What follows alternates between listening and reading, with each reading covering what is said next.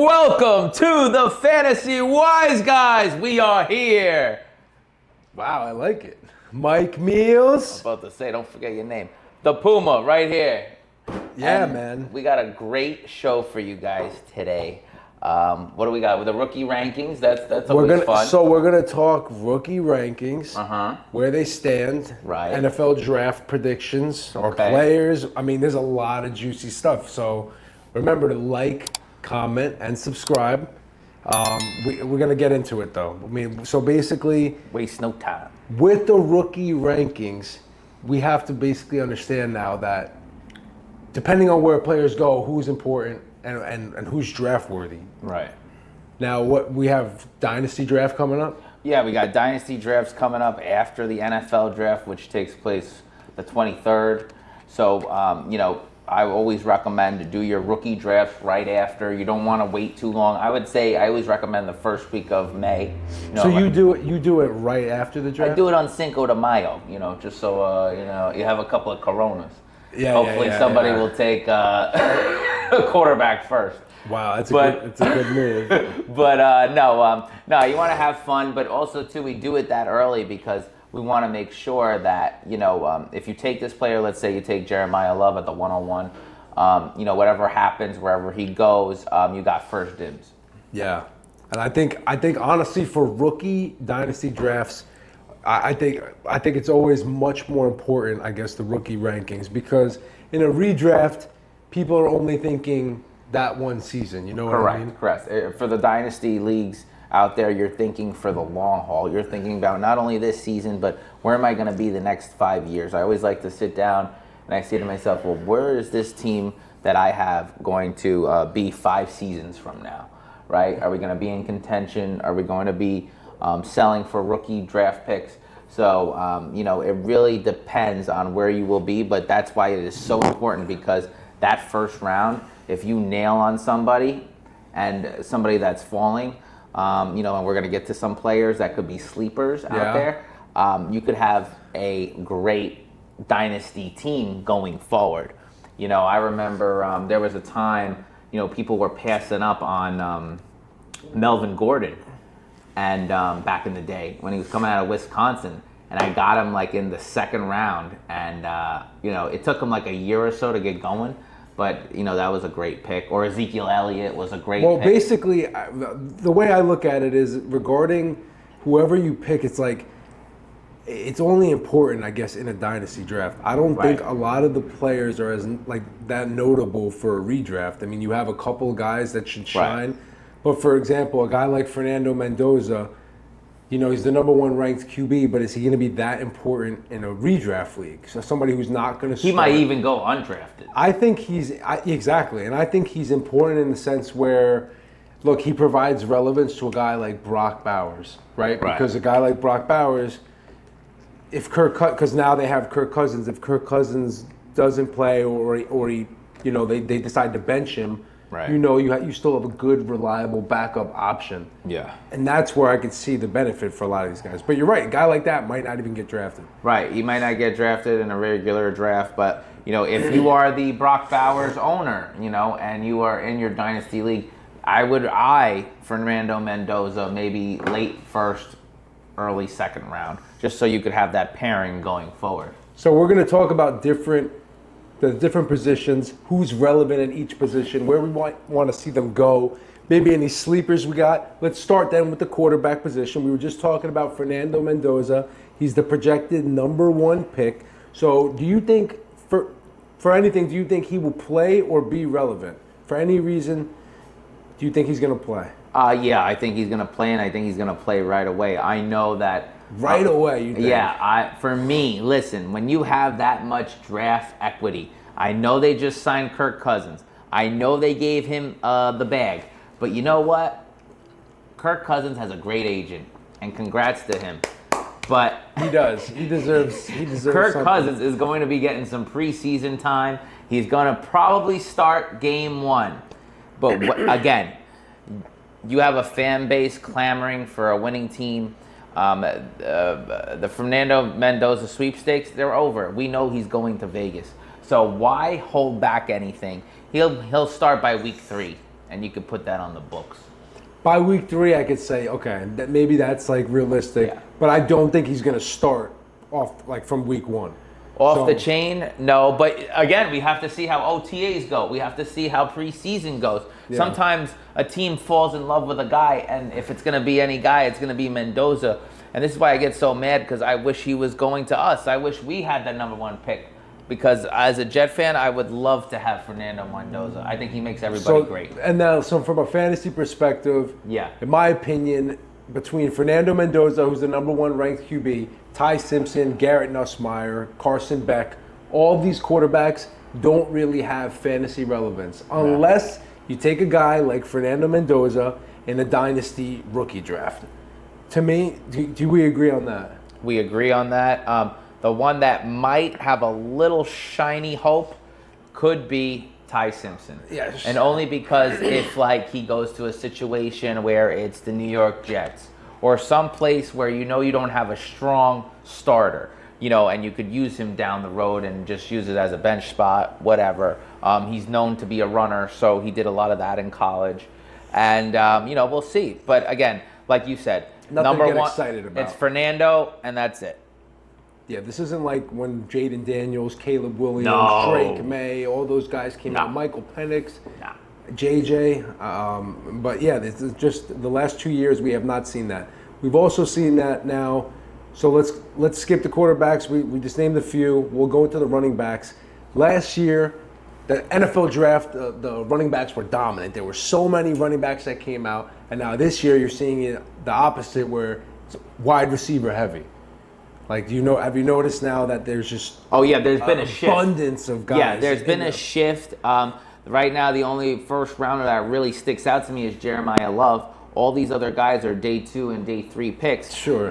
We're going to probably have at least 6 or 7 wide receivers go in the first round. There's going to be a heavy wide receiver draft. Yeah. And that's why I have some sleepers for us down the road, because day 2, I feel like there's also some valuable names that should be, kept and known. Yeah.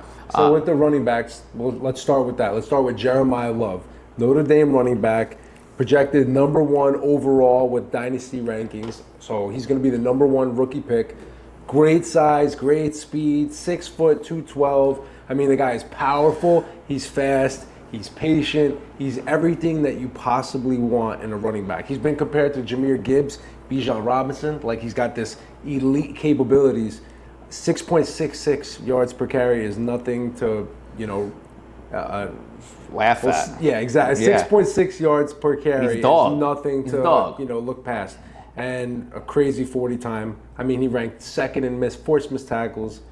I think Jeremiah Love is clearly the only running back that you can really say, okay, before I'm drafting any of these receivers, who are a bunch of studs, you got to take Jeremiah Love. No, absolutely. I mean, Mike, we were just discussing before we even got on that I could realistically, and even though it's a messy situation, see him go to Arizona at number 2. That's where... Three. I mean, no, at 3, yeah, because the Jets have 2. I could definitely see him go at 3 to the Arizona Cardinals. And, I mean, he is uber talented. But some other guys that I wanted to get to know as well. Wait, before we get to them, though, what about Jeremiah Love? Do you think that... the Cardinals, that could be, I guess, a decent landing place spot for him. I think he eventually ends up with, like, the Commanders. Well, if he does, that's obviously where I think he'd be most, beneficial, right? Yeah, and that's where I would like to see him. Of course. I mean, with him, Jaden Daniels, oh my God, it would be so sexy. But I mean, I wouldn't mind if he went to Tennessee Titans. I think Pollard is faded out. I think they're gonna. But they got Tajay Spears also. I'm wondering. Right, Tajay Spears. Who is I know he? He's Marshall nothing, Faulk? Yeah. Like, yeah, Tajay Spears. Anyway, so like I was saying. Marshall. Yeah, really, dude. Jeremiah Love to Tennessee, totally love. But I even more love the fact if he does end up with the Commanders, which I could see the Commanders trade up for. I think the Cardinals are in business at number 3 once the Jets get off the board with their defensive pick. And they're going to be entertaining offers. The Saints and Kansas City are off the board because they already invested in free agency. So now you got Commanders, you got the Titans. Any running back needy team can think about coming up and grabbing this player. I've even heard the Cincinnati Bengals. I mean, they should get more offensive linemen, but that's another story. I just feel like Jeremiah Love eventually will be a Commander. Yeah, well, and this mock draft that I'm looking that was just done today, he was projected by pick number 7 by the Washington Commanders, Jeremiah Love. So what's crazy is I don't even see it think, happening. I personally don't think so, but I think he goes to the Commanders. I just don't think he waits till 7. Yeah, maybe they have to trade up. They have to. Yeah, they exactly, have to. And I think the perfect partner is the Arizona Cardinals. Yeah, they can do a little trade because you back. don't know. Because if I am the Commanders, now let's talk about the worst spot that I wouldn't want to see Love in. I do not want to see him go to the New York Giants. Yeah, I do not want to see another spot taken where I could have Scatterboo as an option. Yeah. Right? Like, I don't want there to be a messy situation. Oh, it's like saturated backfield. Yeah, you want Arizona to be Algier, and you want the Giants to be Scatterboo. We want him in Washington, and Washington would probably want him in Washington and not have to see him twice a year. Yeah. So even more so, trade up for him, Washington Commanders. Probably the most talented player in the draft. So you were saying that there was other running backs. I know you were about to get into them. Yes. Who were you liking right now? Me personally, I like the same Notre Dame backfield, Jadarian Price. Yep. This kid is a dog. He's 5'11". He reminds me of, I don't know, you could give me a little pushback, Leon Washington, but with a little bit more size. Leon Washington. A little bigger. A little bit bigger, but dude, he's got that burst. I mean, he had 113 carries, 674 yards, 111. Touchdowns 11, tied for 38, and he averaged six yards a rush. I mean, when he did get in, now he was behind Love. This cat, in any other system, is their number 1. He still posted second in his class with yards after carry, 4.13 yards after carry, second at all people. So, dude, I think his fantasy value is to the moon. I mean, if you get him in a day 2 to Minnesota Vikings, could you just imagine? You know, there is no Aaron Jones there, so it's Jordan Mason. I don't know I forgot if they signed anyone, but a lot of places I see him right now, they're talking about potentially him landing in Seattle where there's nobody. Right, Seattle has literally nobody. But again, either one, I feel like he is a specimen, and the only reason why he was overshadowed was, look, his running mate was a top 3 draft pick. Exactly, best player in the league. But yeah, he's a player that I would, depending on where he goes, if he goes somewhere nice, yeah, I'd like to add him. I mean, there's other guys too. You got Jonah Coleman from Washington, Mike Washington from Arkansas. And then this guy, Nicholas Singleton from Penn State, who is another guy that was in a split backfield. I kind of like Singleton. He was in a split backfield over there. I think right now, too, you have to almost see, like, when a lot of these players broke out. You know, sometimes I feel like if they have only one good season, it's not enough on tape. It's not enough. A guy like Singleton has had a couple of proven years, but he worked like he was alongside. Singleton's senior? I think he's a junior. But nonetheless. I'll find out. But yeah, he's been behind. You have to have a record. You have to have a resume. Yeah. And I feel like I'm like in the same camp as you. Like the guys that don't have enough tape or like 1-year starter and stuff like that, like I'm not really too hyped about. And I kind of like put them in the garbage can. Like they're not even draftable. You're right. And honestly, I don't think that's the truth is. I don't think a lot of these players are draftable. Like unless you're in a dynasty rookie draft and, one of them are on the board. But in a redraft, I'm not really excited for any of them besides Jeremiah Love and Jadarian Price. So yeah, Price is a nice little flyer to take. Yeah, he's definitely nice. He's a good late round pick. The ones that are really important, let's get into the wide receivers. Because this is the most important class. I think we should start with, I wanted to start with Carnell Tate, but being that... That's my boy. He's good, but being that, I've seen the rankings kind of shift lately, and a lot of people are talking Mekhi Lemon, number 1. I wanted to talk about him first. So you got Mekhi Lemon from USC. A lot of comparisons have been made for him to Amon-Ra St. Brown. Right. He's got that that sleek body.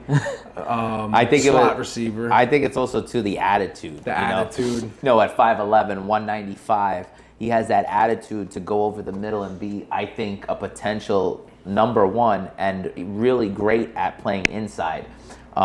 He's a slot receiver. I think he's very physical. I mean, he had 79 catches, 1,156 yards, 11 touchdowns. He averaged 14.6. So, the guy's a number one. Can he play in the NFL? We will see. Is he the next Amon-Ra St. Brown? I'm going to say yes. One of the biggest things that they compare him to with Amon-Ra is his drop percentage. He has the best hands. I love that. His class. I love that. On third down. 1.6% drop rate, career-wise. So that's in his collegiate career, best in his class. So that's the number one rank. That's where I guess a lot of the comparisons come in. Yeah, that's super important, But he's a guy where, depending on where he goes, God forbid, and I love the Jets. I would love for him to go there as an NFL fan. But if he goes to the Jets in a fantasy situation, there's going to be a lot of trouble there. I say New Orleans Saints. Add some more weapons. I think that. Because Chris Olave, he's an ultimate number two. I don't see him as a number one. You got Travis Etienne. You're trying to rebuild that offense for Tyler Shough. Why not take a chance and have your legit number one and have some toys to play with? And, if Kamara does come back, whatever, I think that makes the offense fucking super, super. I'll give you another one that this is also, I've been in a couple different mock drafts lately. What if Mekhi Lemon goes to the LA Rams? Knowing that they already just loaded up their defense by making that blockbuster trade with Kansas City. Now, you take Mekhi Lemon at 13, you put somebody alongside Puka. Yeah. And they look like they're already a little worried about Devontae Adams. That's a player that I think can have an immediate impact and not have as much pressure on him because you got Puka and Devontae. So you're basically saying they take a page out of the Tampa Bay Bucks playbook and do an Emeka Egbuka. That's a great comparison. Which I don't mind whatsoever. I just can't see it being done. I think the Rams at number 8. I think if anything, they trade down and maybe accumulate picks and maybe get a pick for next year because you would want the heir apparent to Stafford. Stafford has a year maybe or so. And next year, a lot of people are clamoring for 2027 picks. So I could definitely see that. Yeah. But that's not a bad... so let's say, where are we ranking him? For me, I guess everyone says 1. Some people say 2. I'm going to say he's probably the 2nd. Okay. Right? What do you think, the 2nd or 3rd? Honestly, you actually sold me on him being 1. You think he's number 1? I think he's number 1. I love Carnell Tate. Don't get me wrong. It's 1 and 1A, right? If I had a pick, gun to my head, I'm going Mekhi Lemon. But Carnell Tate, I love. He's out of wide receiver university, Ohio State. He's a dog. The guy actually, and this is what this situation reminds me of. Reminds me of Justin Jefferson.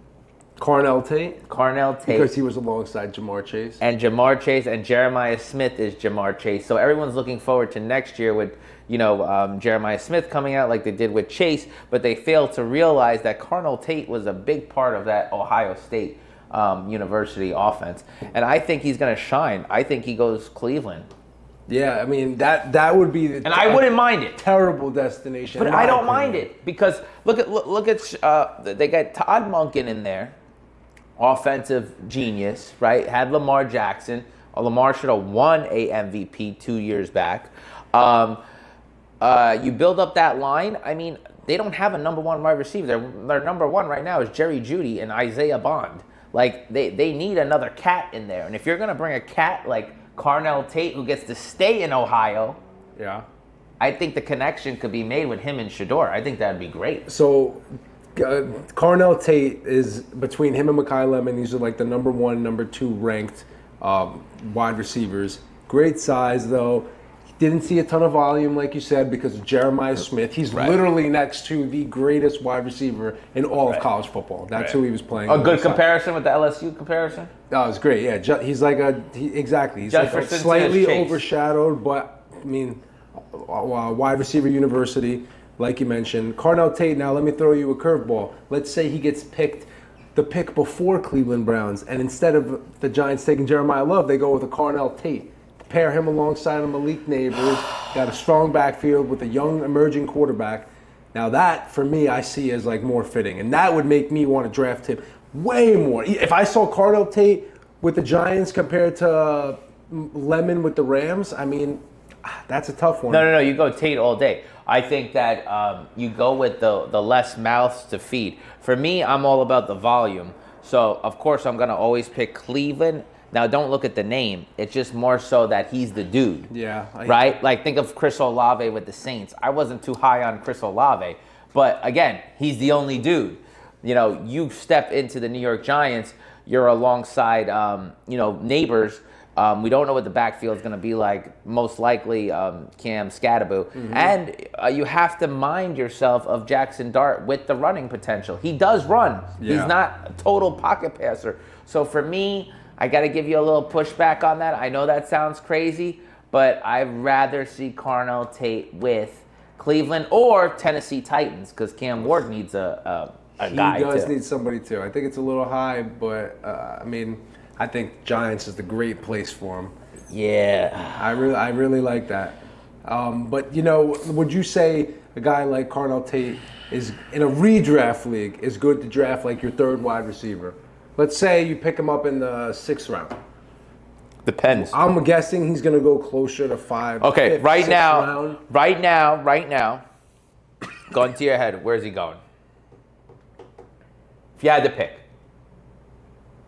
Realistically, I think he's going to go to Cleveland. Okay. So if he's going to Cleveland, for me, that pick, he's a flex play.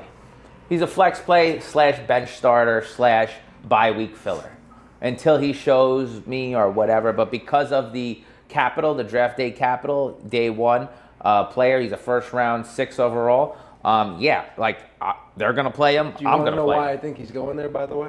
Because besides Mendoza and Jeremiah Love, I think every other defensive position is necessary for those other teams. Arizona. Oh, I agree with you. That's Tennessee, why not only Jets. do I have him mocked there, I think that he will be great there. Well, what's one thing the Browns have that's really good? Their defense. Yeah. So yeah. Who does it make sense they go with? But the real concern over there for me is the quarterback. So let's not get into him anymore. But Jordan Tyson. That's another wide receiver, big name, who was at one point even ranked ahead of these guys. Yeah. But since he didn't get a chance to really play end of the season with a hamstring injury and supposedly is still lingering, right, he's dropped down a little bit. But he's like the 3rd ranked receiver. Right. Arizona, big receiver. How do you feel about him knowing that he's got these issues? Right now I'm seeing him get mocked around the same place, sometimes to the Rams, to the Jets. I feel like, to me, with the size and what he is, I think he's a Nico Collins for me. I think that he's a dog. I know you have some mocks that project him to the Jets. I'm looking at one right now to the Jets. Yeah. I feel like New England Patriots. What pick do they have? Because I could definitely see him. Oh, they're at the end. They're at the end there? If someone sleeps on him, right now I'm seeing another receiver. I'll mention his name in a little bit. Yeah. So, other than that, I don't see him getting past 16 with the Jets. Yeah, well, he is. Because I think he is that talented. He's the most explosive. And it's somebody we could put alongside Garrett Wilson. Now, for fantasy perspective, I think it's terrible just because it's the Jets and we don't know who our quarterback's going to be, and it's going to be Geno, and it's going to be all of that. So for me, I really do like the Buffalo Bills. The Buffalo Bills for him. I don't know if he gets that far, but that's the team for him. I don't think he. Maybe. Unless they trade if you put him alongside, what about the Bills have right now? That would worry me though. Is what I'm saying. For who? For DJ Moore or for Tyson? For both of them, I would just not want to be a place. I like to spread them out. I want to have me too. Options. You wanted to put Tate with Neighbors. Yeah, that was a nice split. What do you mean it's a nice split? It's 2 guys that are under 25 years old. Look at Higgins and Jamar Chase. Which two? There's always 2 guys can shine. Okay, so 2 guys can shine. Tyson and DJ Moore. What am I speaking English? Because you know what? Because they also got Shakir, they got James Cole. All right, Shakir. I know. Jerry Rice. Then you got Josh Allen. You don't know what he's going to do on any given Monday. No, Sunday. yeah, I got you. You know this guy. We're here to mock. Look, in the end, of course, a place like Arizona, way better. I mean, a place like Buffalo, way better than, let's say, another AFC East team. Let's Jets. say the Jets at 16. No, I mean, I'd rather take Tyson there. Oh, you know what? Where's Miami at? Because I could definitely see them replace. They got 2 picks. Waddle. So they got 2 picks. They're wide receiver desperate. Yeah. They got the 30th pick, and they also got, I believe, the 20th. Somewhere, I'm gonna tell you in a second. Wait, are they before us or after us? They're after us. Well, they have. Twice. Oh no, they have the 11th pick, which is in the middle of us, because we have the 2 and the 2 and the 16. Yeah. We as in the Jets, and then they got the 11th. I the could 11th see and the 30th. I could see him go 11. They're going to take a wide receiver there. So some of Yeah. the other guys that are getting talked about right now. Let's go KC Concepcion from Texas A&M. He sounds Dominican. Listen, this guy, I'll tell you right now, very talented, but he kind of gives me Matthew Golden vibes. Yeah. You know, he's elite, fast, but I don't know Joe Ross. if he's going to be valuable. You know, like John Ross. In a redraft, you know, you can maybe take him towards the end or the middle. Yeah.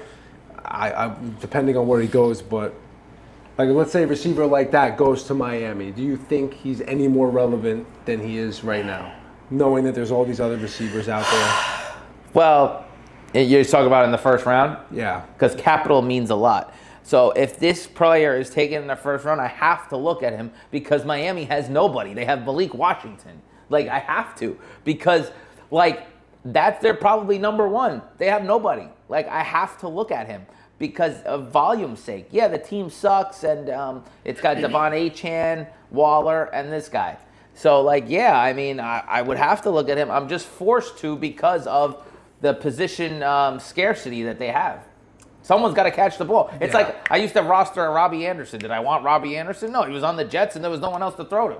He, depending on where he goes, he could be a nice little player to stash and pick him Yeah, up. bye-week filler. But yeah, he's another one. Another guy that I really like, actually, Denzel Boston, out of Washington. Bigger receiver. He's a tank. He can line up in the slot, outside. He can blow through coverage. But he's 6'4", 210. Right now, he's projected to go towards the end at pick 37. Right.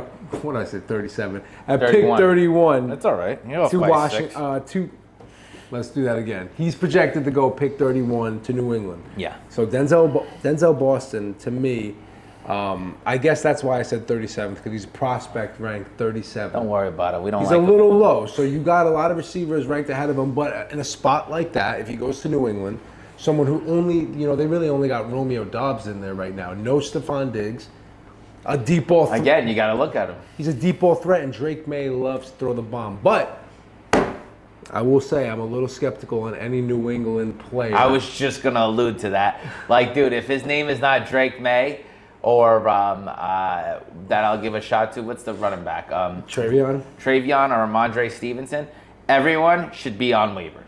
Because anyone at any time, Hunter Henry, Austin Hooper, any of the wide receivers that we mentioned, they could go off. You've always been. Oh, go ahead. Yeah, it's too much inconsistency for me. This is kind of an ad later in the year, like if someone gets injured. Or You've never really been a fan of New England wide receivers, and nor the running backs, but just because they're that talented. But any player other than the quarterback it could be anyone's day. And as fantasy owners, we don't like that because it doesn't show us a consistent reading.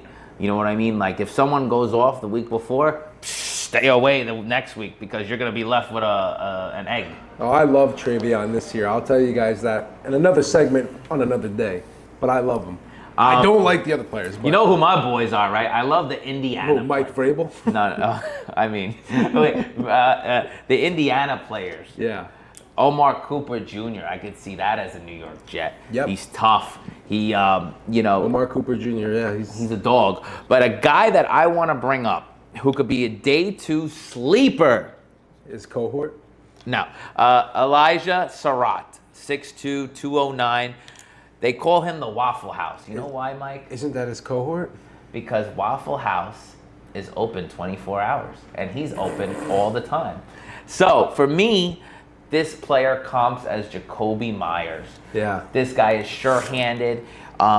He has big ability to play inside and out. That means the slot or on the outside as the go route. I truly believe that this guy can be an impact in the NFL and is getting way overlooked. Way overlooked. You know that he actually played alongside Omar Cooper, right? Yeah, I think he's going to be better than him. Yeah, so Elijah Surratt and Cooper were both the receivers at Indiana for Fernando Mendoza. So some people, I've seen them say, oh yeah, they only got this far because they have, Fernando Mendoza throwing to him. No, dude, he had guys. I say it the other way around. I say, hey, maybe, a guy like him really shined because he had two receivers that'll get it done. And I like these guys. And this guy, I project him going with his old ex-teammate. Send him to Vegas. Send him with Fernando Mendoza. Let them grow up in that system with Brock Bowers, Ashton Genty in the backfield. They already signed Linderbaum to a handsome contract. Let's go, baby. Raiders up. There have been rumors that Vegas can come back in and try to make a trade for a pick at the end of the first round. Right. And the Jets do have the first pick in the second round. So, you can even see some of these late round guys going there. Let's say they pass up on receivers with the second and 16th pick, and they decide to go Omar Cooper Jr. or Denzel Boston right there at the turn, because they also need some weapons. So these are things to pay attention to and consider. I mean, all of these guys are definitely draftable, definitely in a Dynasty rookie league. And how would you rank them? I mean, I'll tell you right now, I would rank them, let's say, Mekhi Lemon, Carnell Tate, Jordan Tyson, Denzel Boston, Omar Cooper, KC Concepcion. So here, I would, the top three I keep the same. So Mekhi Lemon, Carnell Tate, Jordan Tyson. But for me, I'm putting Cooper at 4, KC at 5, and Denzel, finishing off with Denzel Boston, just because he's a little too volatile for me. The other guys are more short-handed. I like that. I don't like those specialty guys that they just go deep and catch a ball. I need you to do more. I need you to be physical in the red zone. I need you to win the one-on-one battles in the middle, matched up on a linebacker. So I need versatility, and I feel like Denzel just doesn't give that to me right now. He gives you that DK Metcalf vibe, just so big and yeah, it's too one-dimensional. One dimension. Yeah. So let's finalize this segment with the tight ends. Let's end with these gentlemen. I personally love the head man leading this class. Didn't get as much playing time as we'd like to see, but number 1 ranked tight end, Kenyon Sadiq from Oregon. Right. What do you think about him? Are you looking to draft him? You are a fucking stickler for the rookie tight ends when it comes to redraft. You love picking the rookie tight end. He reminds me of the shorter version of Kyle Pitts.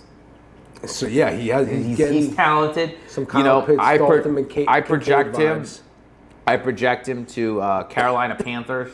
I don't know, what pick 19. Yep. What the prognosticators say. I've seen him go there. Yeah, I love him there. I also do love him.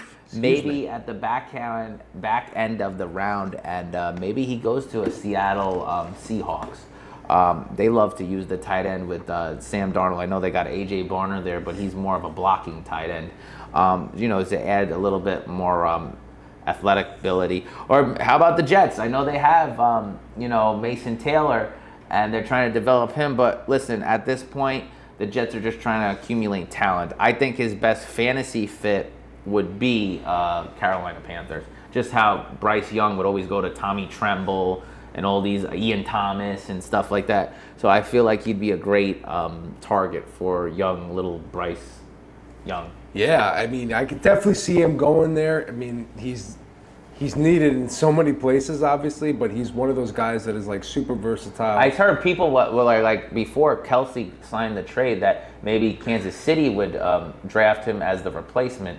Now it wouldn't look like that because Kelsey signed a 3-year extension. Yeah, I've heard the Kansas City rumors too. I just don't know if he's going to go that high when there's going to be so many other guys. Yeah, it's going to be a lot of defensive edge rushers and wide receivers for me.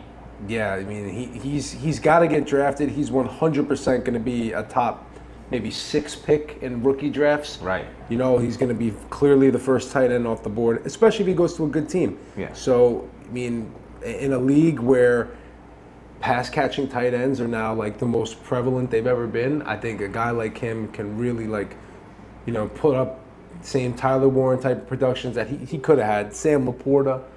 These are both guys you've actually drafted in the past and redraft. I know, I'm always the tight end guy. I'd like to go for a guy like him late because for me, I'm not looking to pick up a tight end. And you're punting on the position anyway. Yeah, exactly. I'm not looking to take one early. Dude, if his name is not Brock Bowers or McBride, then punt on the position because at the end of the day, you're going to need space on your roster. So you don't want to be invested in a T.J. Hawkinson, let's say, or a Dallas Goedert, and then they come off a couple of weeks and they're doing nothing, and you feel like you got to keep them. No, you want somebody that's transitional. You could cut when you want to cut, add when you want to add, stream the position. And Kenyon Sadiq, if he ends up in a great landing spot, can be a sleeper. So the number 2 ranked tight end, who I secretly like, not as, I guess, not better than Sadiq, but as a nice little sleeper for people that aren't going to pay attention to him, Eli Stowers, Vanderbilt, 6'4", 240. He's actually he was once a quarterback. I don't know if you know, he's a converted quarterback. Now he lines up in the slot 72% of the time as a tight end. The class high, though, for 72%, 62 receptions, 769 yards, 4 touchdowns. Easily tops most of the tight ends in this class. And he actually did great at the combine. So somebody like him, if he goes somewhere, let's say, where would be a good spot for Stowers? Let me pull up my mock drafts here. Where are we talking? Another team that would need a tight end. So. I could see. Now imagine he goes to Philly somewhere, or let's say, how about San Francisco? Yeah, they still got Jake Tonjes and George Kittle, so that he could definitely be a depth piece. For me, I would honestly say maybe another target for Houston Texans. They have enough defensive players. They need to add some quality offensive players. So I could definitely see Houston Texans. So yeah, why not? With the tight end or with the quarterback experience, kind of gives me Taysom Hill vibes, but you never know. Look, he might not be draftable. We'll go over just a quick rankings of how we're ranking basically our top 12 players based on what we just said. We're most likely going Jeremiah Love, number 1, Mekhi Lemon, number 2, Cornell Tate, number 3, Tyson, number 4. Yeah. Are we going Kenyon Sadiq 5, or are we going Cooper? I think you got I go 5. Cooper. I think I go 5, Cooper. we can say Cooper, Omar Cooper Jr. 6, Kenyon Sadiq. 7, you like KC over Boston. Let's go 7, KC Concepcion. 8, Denzel Boston. 9, Jadarian Price, the running back. And at 10, honestly, I'm going Mendoza. 10, Fernando Mendoza. Right. At the 110 rookie draft, I'm going Mendoza. And just to finish it off, the 11 and 12, I would say Eli Stowers, the wide receiver that I just mentioned before. And then 12, let's say the wide receiver Puma mentioned, Elijah Surratt. Yeah. That would be our top 12 in terms of rookie positional skill positions. Yeah. Obviously, determine what you need or not. Yeah. Let's say you need a tight end badly. Don't pick Omar Cooper Jr. over Kenyon Sadiq if you need one. Yeah. But to each his own. And I think it was a great segment. I think it was an awesome segment. You see, I'm the opposite of that. I'm just for me, it's not so much of the need; it's more of the value. I need best available and best talent. I don't care that I have 3 all-star wide receivers. Bring another one. Yeah, I'd like to see where these guys are going to go, but we will see in 2 weeks. NFL draft day, round 1, day 1. We will be right back right after the. I guess what did we did last year. We waited to the end of the draft, right? Yes. We're gonna wait till the end of the draft to film an episode. That way we get all the information. We'll be ready for you, and I guess that'll about do it. Yeah, comment, like, subscribe, right? You know the ritual. Like, comment, subscribe, absolutely. Again, we are Fantasy Wise Guys. I'm Mike Meals. Joey Puma, the Puma. It was great being with you guys. Yeah, look, it's gonna get a little more exciting as the season goes on. Absolutely, we got to tape something, right? Hang tight. Things are getting juicy. That's it. Just hang with us, and we'll inform you on what to do in your dynasty drafts and other drafts coming up. I know there's a lot of people that like to do the mock meals. Mock meals. Yeah. All right, guys. We'll see you then. Yeah, stay classy. Messy game.